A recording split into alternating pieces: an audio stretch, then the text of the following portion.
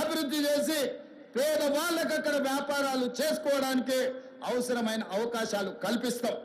మరి ఇవాళ మూసీ పరివాహక ప్రాంతంలో పేదలు ఆక్రమించుకొని ఉన్నారు. జిల్లాల నుంచి వచ్చి ఇల్లు కట్టుకొని ఉన్నారు. రూపాయి కూడబెట్టి గుడిసెలేసుకొని బ్రతుకుతున్నారు.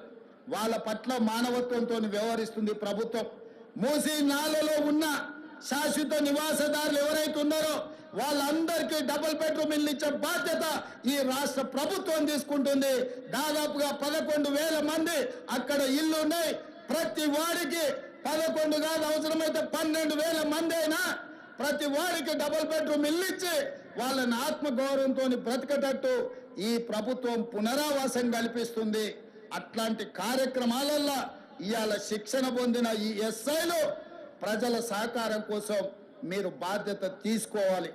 అదే విధంగా ఎక్కడైతే ఆక్రమించుకున్నారో మూసీలు, ఎఫ్టీఏలు, బఫర్ జోన్ నాలాలో ఉన్న వాళ్ళు తొలగించండి. ప్రభుత్వ భూముల్లో లేకపోతే ప్రైవేట్ భూముల్లో అనుమతి లేకుండా కట్టుకున్న వాళ్లకు వాళ్ళని ఏదైనా రెగ్యులరైజ్ చేయడానికి స్కీమ్ ఉంది. కానీ ఎఫ్టీఎల్, బఫర్ జోన్ నాలాల వాటికి రెగ్యులరైజేషన్ స్కీమ్ లేదు. ఇవ్వాలి, కాకపోతే రేపైనా వాటిని తప్పకుండా తొలగిస్తాం. వాళ్ళ పట్ల కఠినంగా వ్యవహరిస్తాం. మీ అందరికీ నా విజ్ఞప్తి ఒక్కటే, రేపటి నుండి ప్రజల దగ్గరికి వెళ్తున్నారు. తెలంగాణ ప్రజలకు విశ్వాసం, నమ్మకం కలిగించండి. మన రాష్ట్రంలో గంజాయి మాట ఎత్తాలన్నా, డ్రగ్స్ గురించి ఆలోచన చేయాలన్నా, సైబర్ నేరాలను నియంత్రించాలన్నా, చెరువులు నాలాలు చెరబట్టిన వాళ్లను మోకాళ్ళలో వణుకు పుట్టాలి, వెన్నులో చలిజరము రావాలి. ఆ విధంగా మీరు ఈ తెలంగాణ సమాజానికి సేవలు చేయవలసిన అవసరం ఉన్నది. నేను మిమ్మల్ని అడుగుతున్న ఒకే ఒక్క మాట, మీరు ఈ బాధ్యత తీసుకోండి. ఇది మన తెలంగాణ. మన తెలంగాణను రక్షించుకునే బాధ్యత మన మీద ఉన్నది. నేను వేరు, మీరు వేరు కాదు. వాళ్ళు నేరగాళ్ళు. ఆ నేరగాళ్లను పట్టుకొని అడ్డు తొలగించే బాధ్యత మీది, నాది. ఈ వేదిక మీద ఉన్న పెద్ద అధికారులది. పెద్ద అధికారులు మేము ఆదేశాలు ఇస్తాం, కింద అమలు చేయాల్సిన బాధ్యత మాత్రం మీదే.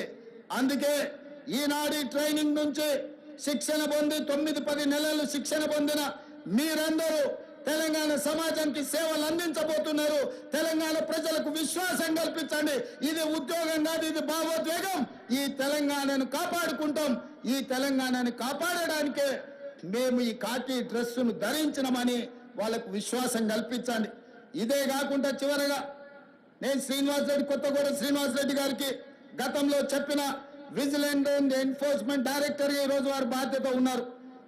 ఎట్లయితే సైన్యంలో పనిచేసే సైనికులకు సైనిక్ స్కూల్ ఉందో, తెలంగాణ రాష్ట్రంలో పోలీస్ డిపార్ట్మెంట్ లో పనిచేస్తున్న హోంగార్డు నుంచి డీజీపీ వరకు సైనికులకు ఎట్లయితే సైనిక్ స్కూల్ ఉందో, పోలీసులకు కూడా ప్రత్యేకంగా ఒక రెసిడెన్షియల్ పోలీస్ స్కూల్ మొదలుపెట్టి 50 ఎకరాలల్లా అద్భుతంగా ఈ దేశంలోనే అత్యంత నాణ్యమైన విద్యను అందించే బాధ్యత తెలంగాణ రాష్ట్ర ప్రభుత్వం తీసుకుంటుంది. ఒకటి హైదరాబాద్ లో ఈ పక్కల్లే గ్రేహాండ్స్ ఉన్నది. నిన్న మన భూ కబ్జాదారులు 150 ఎకరాలు ఆక్రమించుకోవాలని ఆలోచన చేసిండ్రు.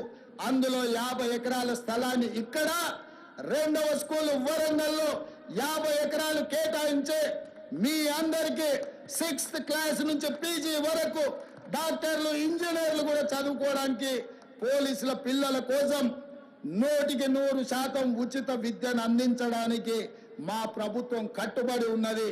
పోలీసు కుటుంబం నుంచి వచ్చిన నేను పోలీసుల బాధలు తెలుసు. వాళ్ళ పిల్లల విద్య విషయంలో నాకు సంపూర్ణమైన అవగాహన ఉన్నది. అందుకే ఈనాడు వేదిక మీద నుంచి డీజీపీ గారికి నేను ఆదేశాలు ఇస్తున్నా. ఈ కార్యక్రమం తర్వాత శ్రీనివాసరెడ్డి గారిని పిలిచి మాట్లాడి పోలీస్ స్కూల్ ఏర్పాటు చేయడానికి అవసరమైన ఫైల్ ప్రిపేర్ చేయండి. 50 ఎకరాల స్థలాన్ని కేటాయించడానికి అవసరమైన చర్యలన్నీ తీసుకోండి.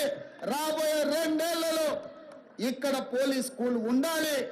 హోంగార్డు నుంచి డీజీపీ వరకు ఏ హోదా అయినా మీ పిల్లలు చదువుకోవాలంటే అందరూ ఒకే దగ్గర చదువుకోవాలి, ఒకే దగ్గర ఉండాలి, ఒకే దగ్గర తినాలి, ఒకే దగ్గర పడుకోవాలి.